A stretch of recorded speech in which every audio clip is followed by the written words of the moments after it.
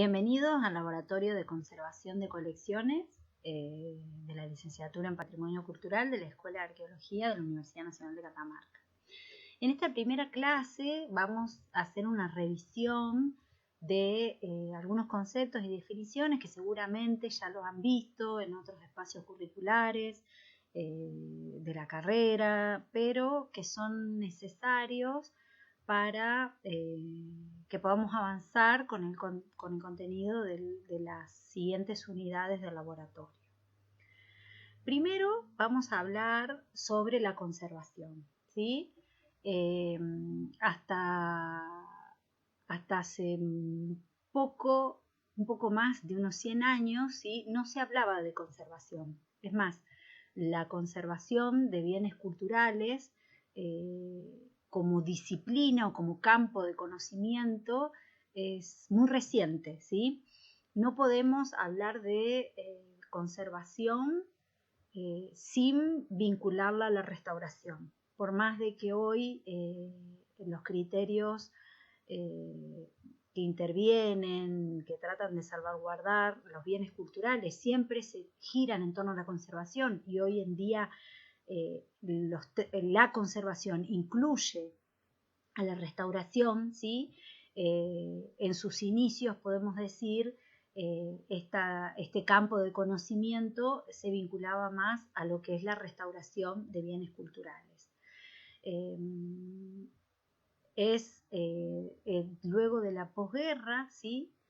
Luego de 1950, en donde comienza a haber un cambio en torno a la importancia que los bienes culturales tienen para la sociedad en general y para distintas sociedades en particular, como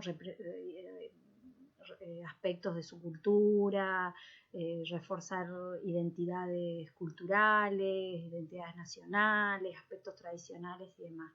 Luego de lo que fue toda la devastación, ¿sí?, de la Segunda Guerra Mundial y todos los bienes culturales y demás que se perdieron, es en donde se ve a la conservación de los bienes culturales como una dimensión en donde los estados deben hacerse cargo, ¿sí?, de las intervenciones para preservar los bienes culturales. Es así que comienzan a surgir tanto a nivel internacional, mundial, ¿sí?, como a nivel de distintos países y distintas naciones, marcos legislativos que encuadran, ¿sí?, al patrimonio cultural como un derecho de las sociedades, y por lo tanto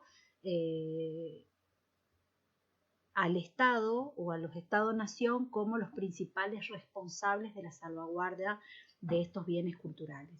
Así es en donde comienza a consolidarse, ¿sí?, ya la conservación como un campo de conocimiento y un campo de aplicación específico y como una disciplina, ¿sí?, en donde hoy por hoy, bueno, en nuestro país se puede estudiar la licenciatura en conservación de bienes culturales o, como en el caso nuestro, bueno, tenemos una licenciatura en patrimonio cultural en donde, bueno, la conservación tendría que ser un aspecto importante. Es más, hay quienes colocan a la gestión como dentro de la conservación de bienes culturales.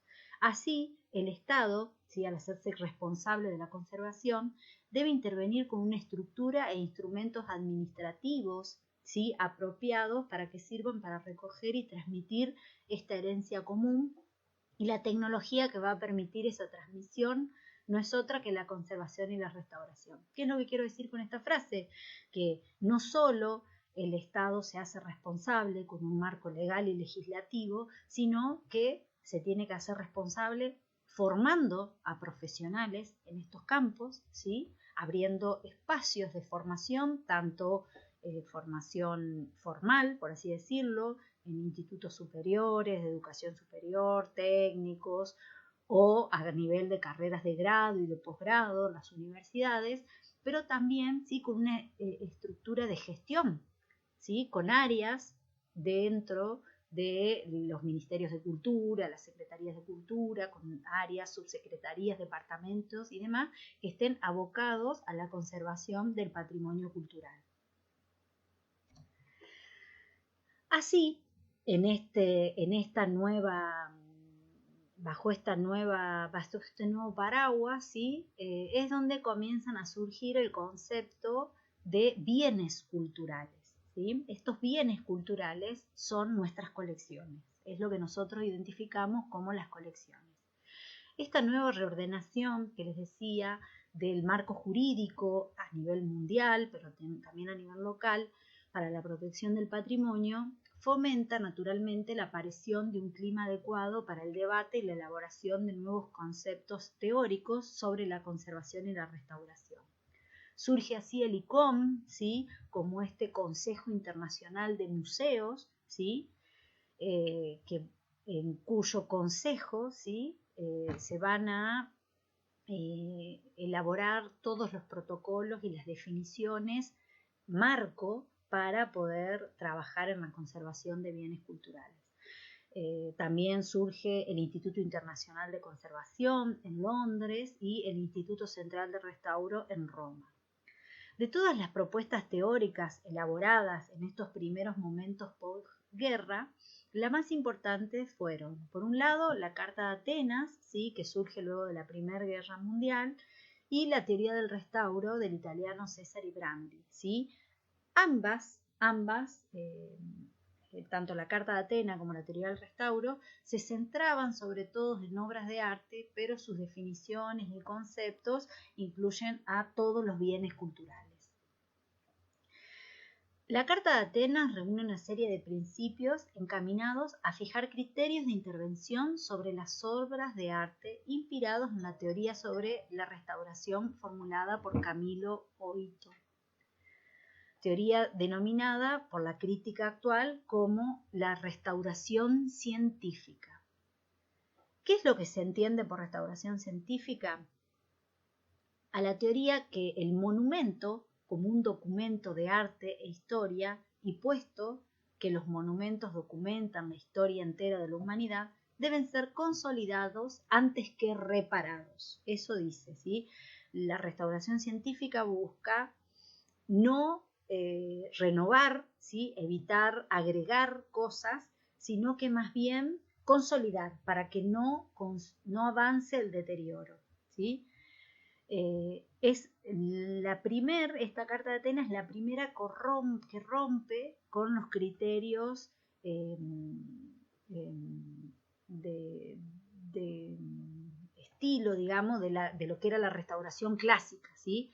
En donde estaba la idea de que los bienes culturales o el patrimonio cultural debía verse lindo, bonito, ¿sí? Como nuevo.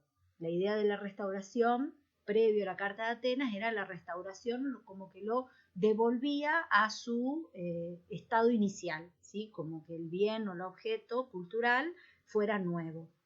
A partir de la Carta de Atenas dice no, todo ese daño, todo ese deterioro, todo ese paso del tiempo documenta la historia, ¿sí? Entonces, bueno, lo que tenemos que evitar es que siga deteriorándose, pero hay que evitar agregar materiales que no son propios y demás.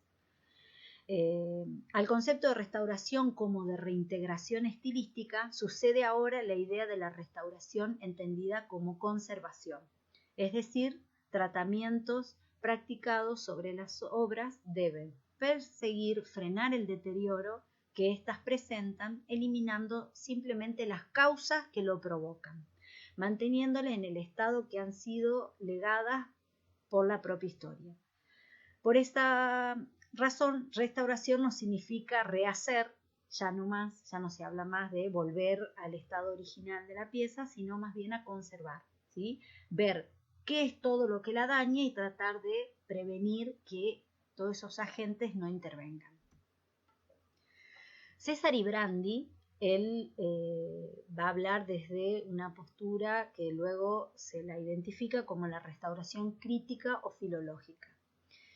Él soluciona en parte el criterio de limitación absoluta hacia cualquier restitución propuesta por la teoría anterior, y amplía la disciplina al incluir la prevención, ¿sí? Es Cesare Brandi el que habla e introduce el concepto de prevención preventivo, ¿sí? Brandi define la restauración como la intervención encaminada a devolver al objeto su eficiencia, es decir, su unidad potencial, su integridad absoluta, concepto que él mismo elabora para definir la obra artística y el objeto de la disciplina que seguía siendo la restauración. Brandi defiende que cada obra tiene su propio valor individual e intrínseco, el cual debe ser evidenciado en cuanto tal. Por ello, la restauración debe finalizar en el restablecimiento de la unidad potencial entre la materia e imagen, ¿sí? No debe devolver, no debe intervenir completamente. Entonces, este principio de Cesare Brandi lo que hace es negar cualquier intervención que solo busque completar la obra, porque sí, para que se vea bonita, ¿sí? Sino con que le devuelva, ¿sí? Que el objeto pueda cumplir con la función, su esencia, ¿sí? Para poder seguir transmitiendo información sobre su valor cultural y su historia.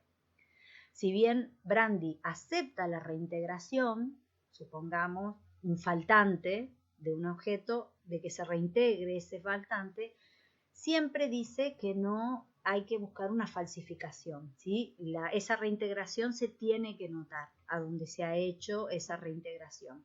No hay que buscar reconstruir y que quede como que no había pasado nada con ese bien. Y habla también de restauraciones preventivas, es decir, un conjunto de reconocimientos y estudios previos realizados para establecer medidas de tutelía y defensa frente a cualquier peligro, consiguiendo unas condiciones favorables de seguridad para la perfecta conservación.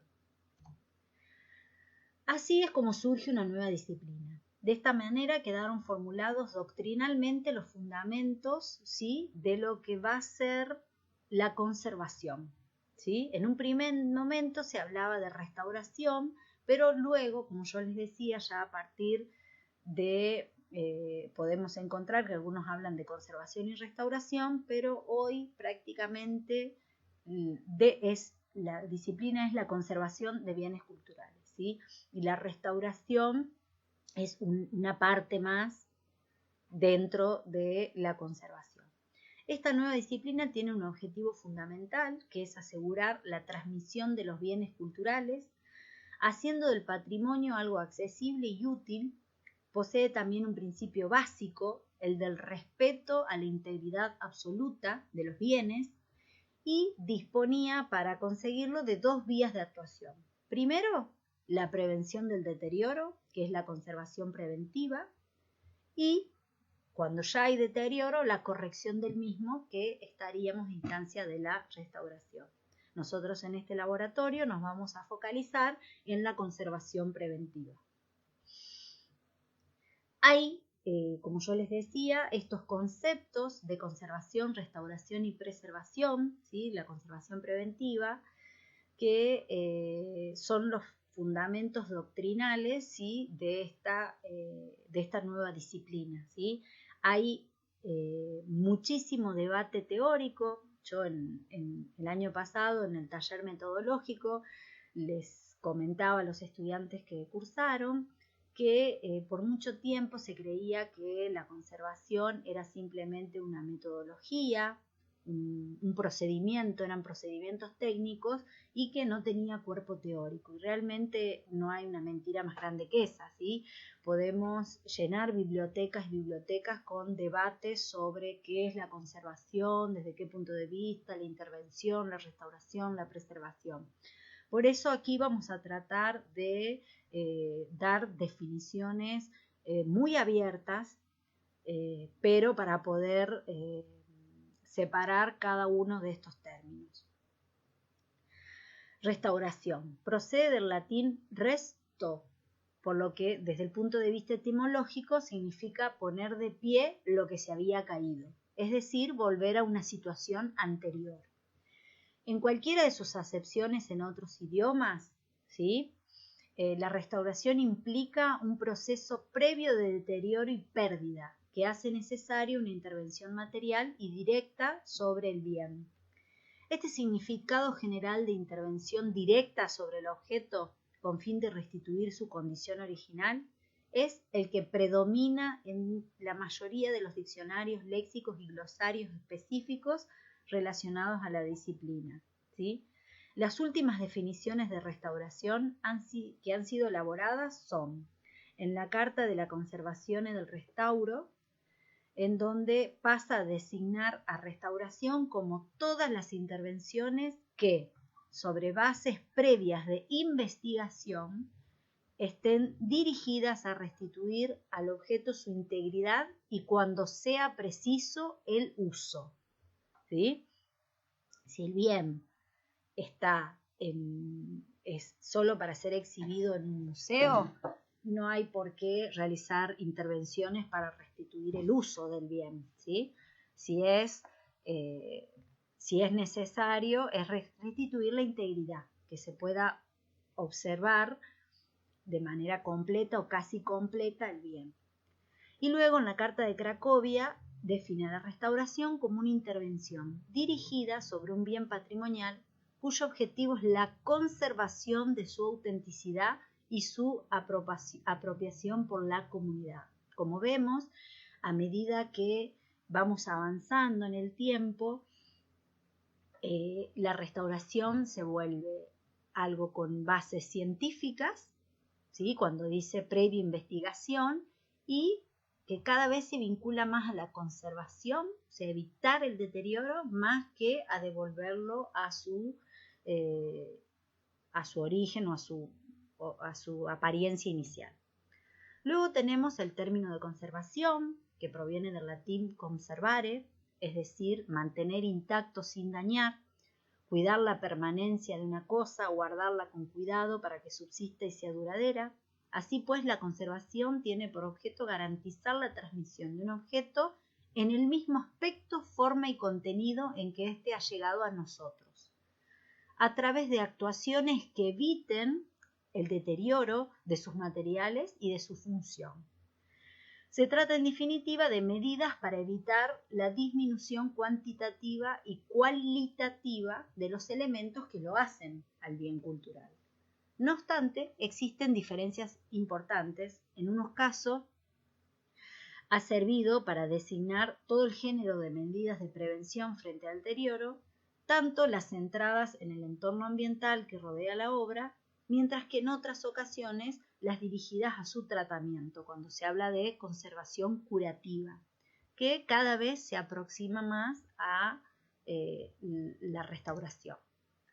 Y preservación, que procede del latín praevenire y significa disponer con antelación las cosas necesarias para un fin, ¿sí? Prevenir, adelantarse a las medidas a tomar.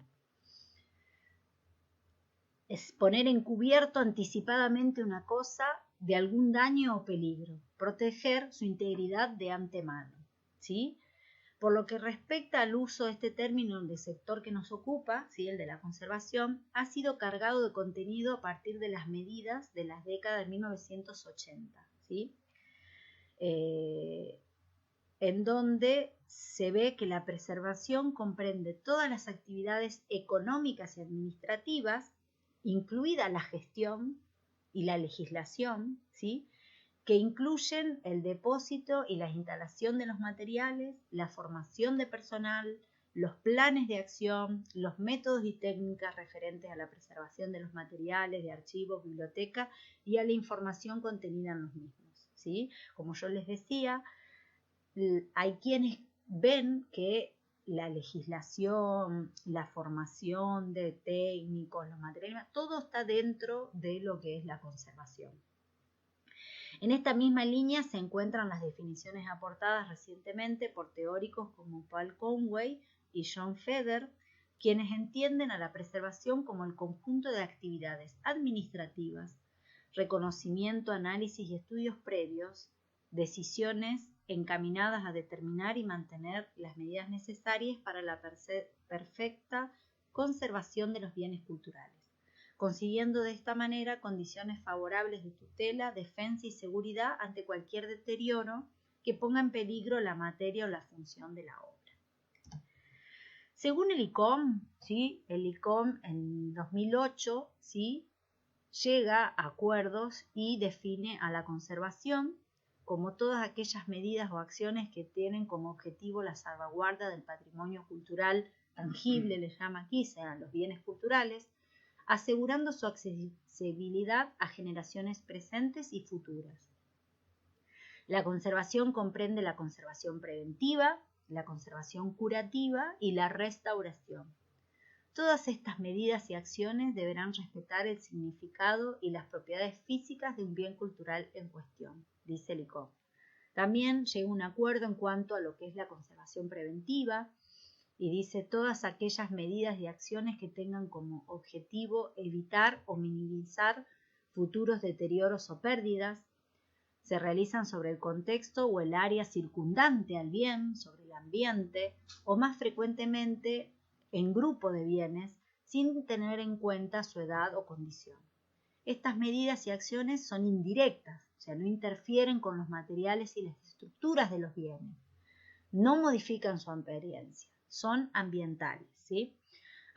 O contextuales. Algunos ejemplos de conservación preventiva incluyen las medidas y acciones necesarias para el registro, almacenamiento, manipulación, embalaje y transporte, control de las condiciones ambientales, planificaciones de emergencia, educación del personal, sensibilización del público, aprobación legal y es en torno a lo que vamos a girar en este laboratorio.